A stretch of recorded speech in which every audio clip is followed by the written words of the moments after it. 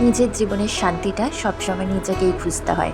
কেউ তোমার হয়ে না খুঁজে দেবে, না তোমার হয়ে সে তোমার দুঃখটাকে ভাগ করে নেবে। তাই নিজের শান্তি খোঁজার জন্য সবসময় নিজেকে ফার্স্ট প্রায়োরিটিতে রাখা উচিত আমাদের। কিন্তু আমরা সবসময় ভুলে যাই, অন্যের কথা ভাবতে ভাবতে, অন্যকে প্রায়োরিটি দিতে দিতে নিজেকে কখন যে হারিয়ে ফেলি, তখন আমরা নিজেকে আর খুঁজে পাই না। বুঝতে পারি না যে জীবনের কোন মুহূর্তটাকে আমরা অন্যের জন্য সময় দিয়ে দিলাম। যে সময়টা আমার ছিল, একান্তই আমার, সেই সময়টাকে অন্যের জন্য আমি কাটিয়ে দিলাম। কিন্তু ওই যখন দেরি হয়ে যায় তখন আমরা বুঝতে পারি যে সময় কতটা মূল্যবান।